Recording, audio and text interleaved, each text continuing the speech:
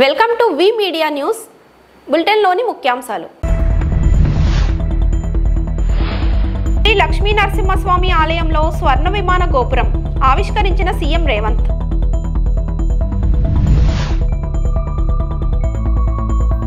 మాజీ సీఎం జగన్ కు రాజ్యాంగ విలువలు తెలియవని కేంద్ర మంత్రి రామ్మోహన్ నాయుడు విమర్శించారు.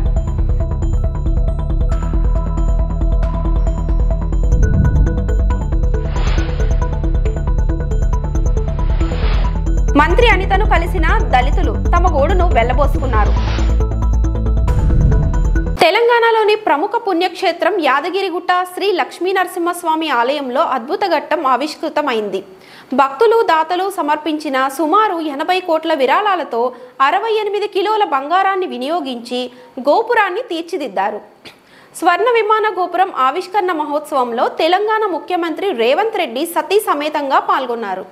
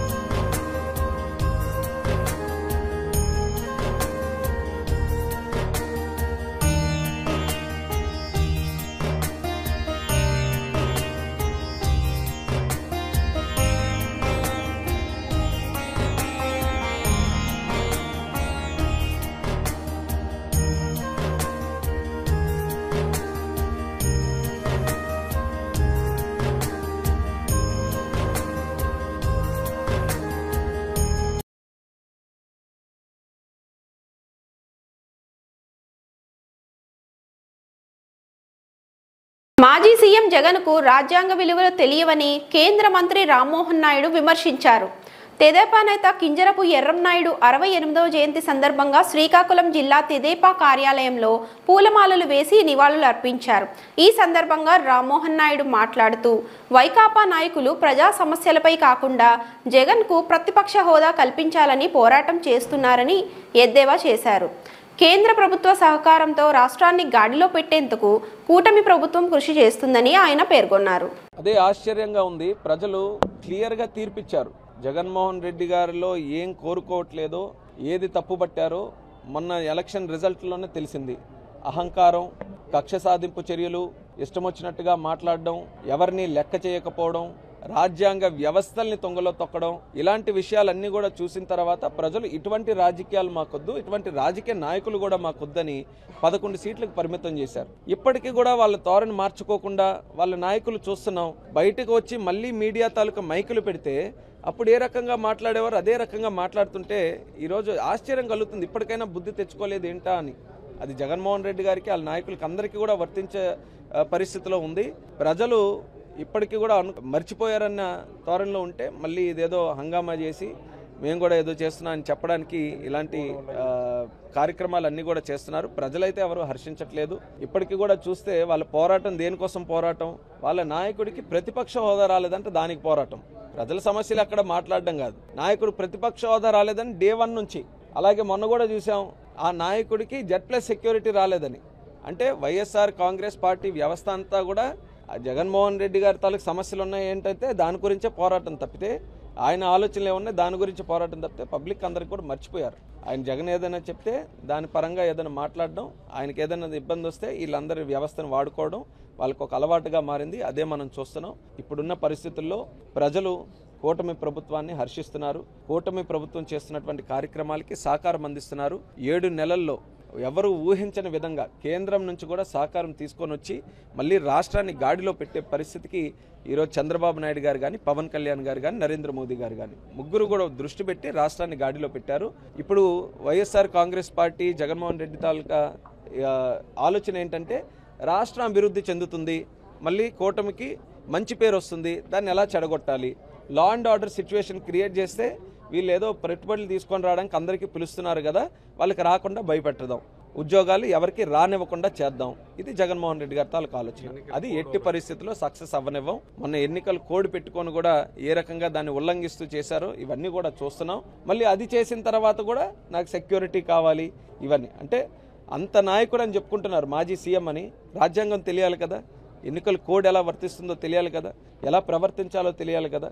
ఇవన్నీ కూడా తెలియకుండా ఇండివిజువల్గా రాజకీయాలు చేస్తామనంటే ఆ రోజులు చెల్లిపోయినాయి. ప్రజలు కూడా ఈరోజు అలాంటి వాటికి స్వస్తి పలుకుతూ తీర్పిచ్చారు. ఎప్పటికైనా సరే వాళ్ళ ఆలోచన తీరు మారాలని. మాజీ సీఎం వైఎస్ జగన్మోహన్ రెడ్డి తన 5 ఏళ్ల అధికారాన్ని అడ్డం పెట్టుకుని నా ఎస్సీలు, నా బీసీలు అంటూనే దళితులు, బీసీలపై దమనకాండ చేయడానికి వాడుకుంటున్నారంటూ విదసం ఆవేదన వ్యక్తం చేసింది. అనకాపల్లి జిల్లా పాయకరావుపేట నియోజకవర్గంలోని నక్కపల్లి మండల కేంద్రంలోని ఏపీ హోంమంత్రి వంగలపూడి అనిత క్యాంపు కార్యాలయంలో మంత్రి అనితను కలిసి విదసం నేతృత్వంలో దళితులు తమ గోడును వెళ్లబోసుకున్నారు. అన్యాయంగా అక్రమ కేసులు పెట్టి వేధించిన వారిపై చర్యలు తీసుకొని తమకు న్యాయం చేయాలంటూ హోంమంత్రిని కలిసి బాధితులు కన్నీరు మున్నీరయ్యారు. గత ప్రభుత్వ హయాంలో తీవ్ర మనోవేదనకు గురైన బాధిత దళిత కుటుంబాలకు కూటమి ప్రభుత్వం న్యాయం చేయాలని వినతిపత్రం అందించి విజ్ఞప్తి చేశారు. ప్రధానంగా రాష్ట్ర వ్యాప్తంగా సంచలనం రేపిన డాక్టర్ సుధాకర్ కేసు, కోడికత్తి కేసు, వీధి సుబ్రహ్మణ్యం, వెంకటాయపాలెం శిరోమండనం, విశాఖ జైల్లో దళితుడి ఆకస్మిక మరణం వంటి కేసులకు సంబంధించిన బాధిత కుటుంబ సభ్యులు హోంమంత్రిని కలిశారు. విదసం నాయకులు డాక్టర్ బూసి వెంకటరావు నేతృత్వంలో హోంమంత్రి అనితను కలిసి కేసులపై మళ్లీ వేగమైన విచారణ జరిపి బాధితులకు త్వరగా న్యాయం చేయాలని కోరారు.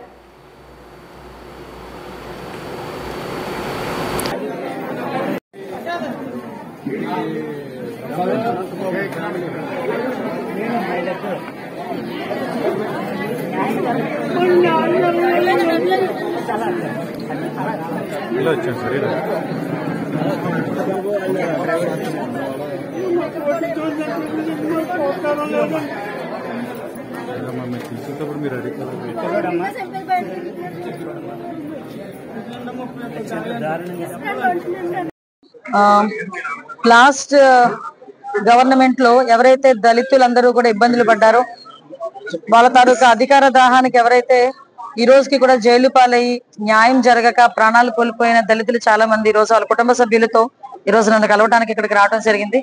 అందులోని అనంతబాబు వాళ్ళ పేరెంట్స్ గాని, అనంతబాబు వాళ్ళ పేరెంట్స్ అనంతబాబు చంపిన సుబ్రహ్మణ్యం, డ్రైవర్ సుబ్రహ్మణ్యం వాళ్ళ పేరెంట్స్, అదే విధంగా మనకి కోడికత్తి శ్రీను వాళ్ళ బ్రదరు, అదే విధంగా మనకి గౌరీ శంకర్ శిరోముండనం కేసు వాళ్ళ కమిటీ వాళ్ళందరూ కూడా ఇక్కడికి రావడం జరిగిందండి. ఇక్కడికి వాళ్ళతో పాటు దళితులు ఎవరైతే అన్యాయం అయిపోయారో లాస్ట్ గవర్నమెంట్ లో వాళ్ళందరూ కూడా ఈ రోజు న్యాయం గురించి మళ్ళా ఈ రోజు మా దగ్గరికి రావడం జరిగింది.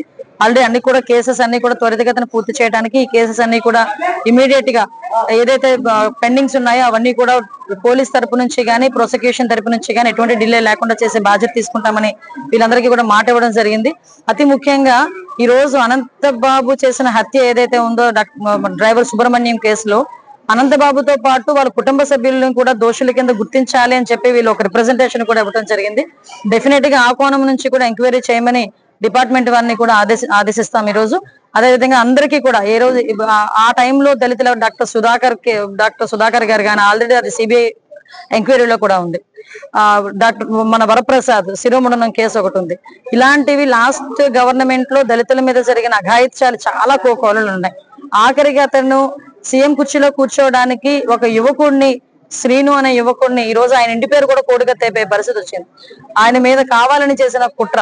ఈ రోజుకి కూడా అబ్బాయిని ఎలా ఇబ్బంది పడుతున్నారంటే, ఆ శ్రీని ఎలా ఇబ్బంది పెడుతున్నారంటే, కోర్టుకి కూడా ఈ రోజు వరకు కూడా అప్పీల్ కాలకుండా అతను ఈ రోజుకి కూడా చెప్తున్నాడు నాతో, అమ్మ ప్రతి వారం కూడా నేను వెళ్ళి పోలీస్ స్టేషన్ కి వెళ్ళి సంతకం పెట్టి రావాలమ్మా, నేను ఇప్పుడు అక్కడ జైల్లో ఉండి చదువుకున్నాను, ఇంకా నేను ఫర్దర్ గా ఉద్యోగం చేయాలన్నా కూడా ఈ కేసు నాకు చాలా అడ్డంకిగా ఉంది, ఏదో రకంగా నాకు న్యాయం చేయండి అని చెప్పి ఆ కుర్రోడు కూడా వచ్చి బాధపడడం జరిగింది.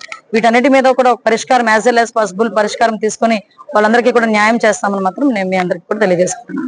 నిబద్ధత నిజాయితీ గలవారిని పెద్దల సభకు పంపడం ద్వారా అందరికీ న్యాయం జరుగుతుందని తెదేపా రాష్ట్ర అధ్యక్షుడు ఎమ్మెల్యే పల్లా శ్రీనివాసరావు, ఎమ్మెల్సీ వేపాడ చిరంజీవిరావు అన్నారు. పాతగాజువాక తెదేపా కార్యాలయంలో జిప్సా ఆధ్వర్యంలో ఏర్పాటు చేసిన సమావేశంలో నేతలు మాట్లాడుతూ రాష్ట్రంలో విద్యారంగాన్ని పటిష్టంగా అమలు చేస్తూ మంత్రి నారా లోకేష్ సమర్థవంతమైన పాలన అందిస్తున్నారని, ఎటువంటి సమస్యలైనా అలవోకగా పరిష్కరించగల నాయకునిగా ఎదిగారని కొనియాడారు. ఉత్తరాంధ్రలో ఉపాధ్యాయ ఎమ్మెల్సీ ఎన్నిక అన్నది వన్ సైడ్ కావాలని, దీనికి అందరి కృషి అవసరమని చెప్పారు. జిప్సా నాయకులు భాస్కర్ రావు, గిరి యూనియన్ నేత రామకృష్ణ, ప్రసాద్ల శ్రీనివాసు, గోమాడ వాసు, సింగూరు అనంత్ తదితరులు పాల్గొన్నారు. అది సాధించుకోవడానికి ఇది వేదిక కాబోతుందని చెప్పేసి ఈ సందర్భంగా గడిచిన 5 సంవత్సరాలుగా మీరు గమనించండి, టీచర్స్ అంటే ఒక చురకల భావన. ఎప్పుడు కూడా ఈ సమాజంలోనే ఒక బాధ్యత కలిగినటువంటి పౌరులు తీర్చిదిద్దగలిగినటువంటి వారు ఎవరు ఉన్నారంటే వారు టీచర్సే. అనాదిగా కూడా మన సాంప్రదాయాల్లో కావచ్చు, సంస్కృతిలో కావచ్చు, టీచర్స్ కంటే ఒక మంచి గౌరవం ఉంది. కానీ వైసీపీ ప్రభుత్వం అధికారంలో ఉన్నప్పుడు గవర్నమెంట్ టీచర్స్ని తీసుకెళ్ళి వైన్ షాప్ దగ్గర పెట్టారు. ఎందుకంటే దాంట్లో ఉంటారు కనుక ఈరోజు ప్రజలు వారికి బుద్ధి చెప్పారు, ఇంటికి పంపించారు. ఎవరైతే టీచర్స్ పట్ల అనుచితంగా వ్యవహరిస్తారో వారికి బుద్ధి చెప్తారనడానికి ఒక నిదర్శనం చెప్పేసి సందర్భంగా తెలియజేస్తున్నారు. ఈరోజు ప్రజాపాలన వచ్చింది, జనపాలన సాగుతుంది. ఒక అనుభవం ఉన్నటువంటి నాయకులు ముఖ్యమంత్రిగా ఉన్నారు, అలాగే ప్రశ్నించేటువంటి తత్వం ఉన్నటువంటి నాయకులు ఉన్నారు. పెద్దల పాత్రలో పోషించేటువంటి నాయకత్వం ఈరోజు ఎన్డీఏ కూటమి అంతా కూడా అధికారం వచ్చింది. మళ్ళీ రాష్ట్రాన్ని ఏ విధంగా పునర్నిర్మాణం చేసుకోవాలి, అన్ని రంగాల్ని కూడా మంచి స్థాయికి తీసుకురావాలి ఒక ఆలోచనతో నడుస్తున్నాం. దానికి ఈరోజు మనకి ఎలక్షన్ జరుగుతున్నాయి.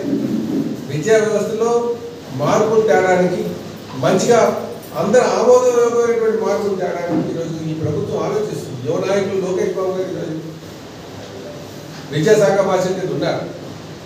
మొన్న వారందరినీ టీచర్స్ యూనియన్స్ అందరితో కూర్చోబెట్టి 5.5 గంటలు మాట్లాడారు. ఎప్పుడు కూడా నాయకుడికి కావాల్సినటువంటి లక్ష్యం వాళ్ళ ఆయన ఉన్నటువంటి గుణం ఏంటంటే ఉండాల్సినటువంటి గుణం ముందు వినాలి. పురాతన శైవ క్షేత్రాల్లో ఒక్కటైన అప్పికొండ సోమేశ్వర ఆలయానికి దశాబ్దాల చరిత్ర ఉంది. చిన్న కాశీగా పిలువబడే ఈ మహాపుణ్య క్షేత్రానికి 1400 సంవత్సరాల చరిత్ర ఉందని పూర్వీకులు చెప్పిన మాట. విశాఖ జిల్లా పెదగంట్యాడ శివారు అప్పికొండ సముద్ర తీరాన విశాల ప్రాంగణంలో కొలువైన సోమేశ్వరుడు స్వయంభూగా వెలిసి కోరిన వరాలిచ్చే పరమేశ్వరుడుగా పేరుగాంచారు. కపిల మహర్షి తపస్సుకు మెచ్చి ఇక్కడ 100 లింగాలు వెలిసాయన్నది చరిత్ర చెబుతోంది. కాలక్రమేణా 95 శివలింగాలు కాలగర్భంలో కలిసిపోగా 5 లింగాలు మాత్రమే ప్రస్తుతం పూజలు అందుకుంటున్నాయి. ఈ మహాశివాలయంలో అడుగడుగునా శిలా సంపద భక్తుల మనసును దోచుకుంటుంది. రాతి కట్టడాలు చూడడానికి 2 కళ్ళు చాలవు. ఈ శైవ క్షేత్రంలో ఏటా జరిగే మహాశివరాత్రి ఉత్సవాలకు లక్షలాదిగా భక్తులు తరలివస్తారు.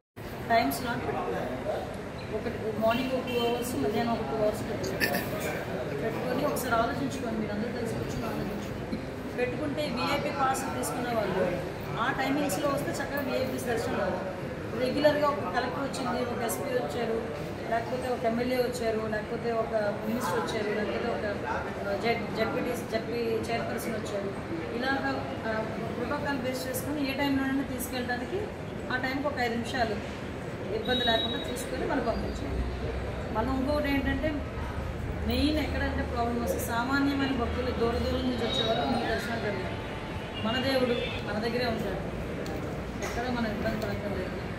కాబట్టి కమిటీ సభ్యులు ఎవరైతే ఉన్నారో వాళ్ళు ఒక్కొక్క వరకు ఒక్కొక్కరు ఎండాస్ చేసుకొని పర్యవేక్షించుకోండి. మనం ఎలా మంచి పర్యవేక్షించుకోండి.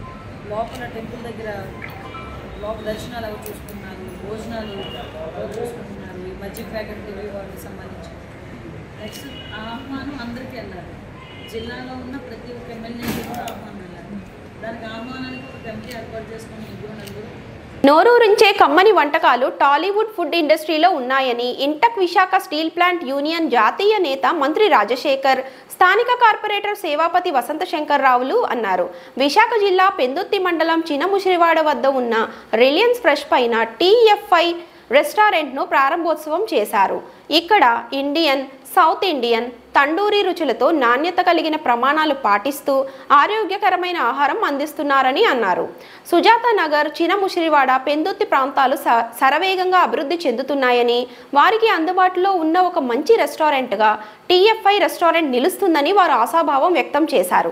ఈ కార్యక్రమంలో కార్పొరేట్ సేనాపతి వసంత శంకర్ రావు, మంత్రి రాజశేఖర్, రెస్టారెంట్ యజమాని లోకేష్, అరుణ్లతో పాటు విశాఖ ఉక్కు ఉద్యోగులు సంపత్రావు, శ్రీనివాసరావు, భాస్కర్ రావు, సంపత్రావు చిన్నయ్య, విద్యుత్ శాఖకు చెందిన చక్రవజ్జల సతీష్, లక్ష్మణ్, చిన్ను తదితర కుటుంబ సభ్యులు, బంధుమిత్రులు, భోజన ప్రియులు అధిక సంఖ్యలో అభిమానుల్లో పాల్గొన్నారు. సుజాత నగర్లో ఉన్నటువంటి ఈ టాలీవుడ్ ఫుడ్ ఇండస్ట్రీ అన్ని విధాల అభివృద్ధి చెందాలని ఆకాంక్షిస్తూ వారు మరి కష్టించి వచ్చినటువంటి కుటుంబం వాళ్ళది అనేక రకాల కష్ట నష్టాలను ఎదుర్కొన్నారు.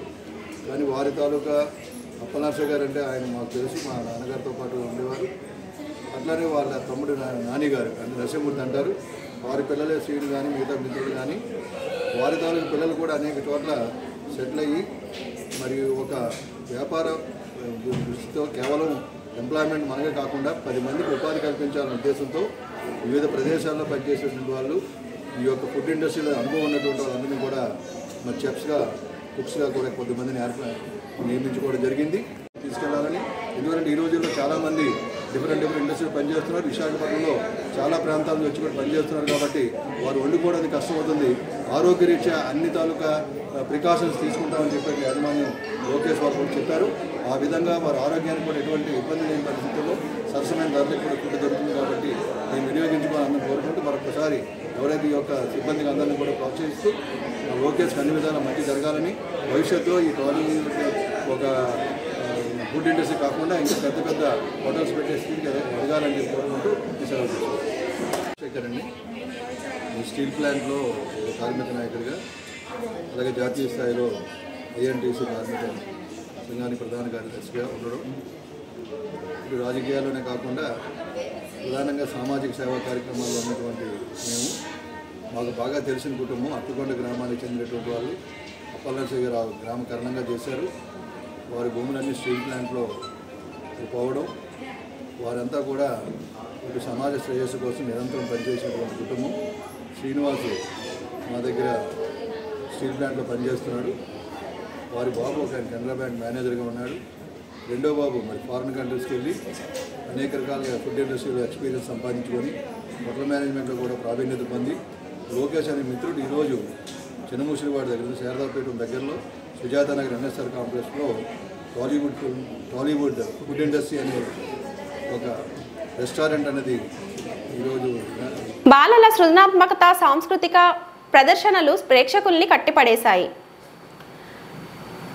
పోలక్స్ వైబ్స్ పేరిట పోలక్స్ విద్యా సంస్థ 59వ వార్షికోత్సవం గురజాడ కళాక్షేత్రంలో వైభవంగా జరిగింది. ప్రముఖ విద్యా సంస్థ పోలక్స్ 8వ శాఖకు చెందిన సుమారు 4000 మంది బాలలు సమన్వయంతో నిర్వహించిన సాంస్కృతిక ప్రదర్శనలు భిన్నత్వంలో ఏకత్వానికి ప్రతీకగా నిలిచాయి. 1 నుంచి 10వ తరగతి వరకు అన్ని తరగతులకు చెందిన విద్యార్థులు చక్కటి సందేశాత్మక, వినోదాత్మక ప్రదర్శనలతో ప్రేక్షకుల్ని ఆద్యంతం ఉర్రూతలూగించారు. We are here to celebrate the 59th annual day of Pollux Educational Institutions, Visakhapatnam.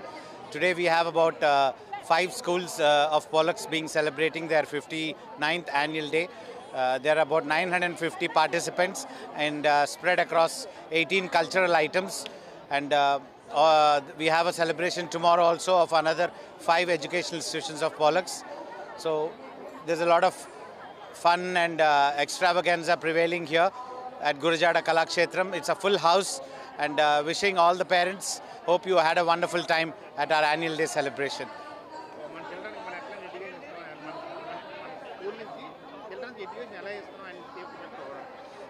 It is not only education or books, we also deal a lot with cultural activities. In the month of December we had our annual sports day, and now we are having our annual day, and after this we are going to have our annual exams, and then ఈ వార్తలు ఇంతటితో సమాప్తం.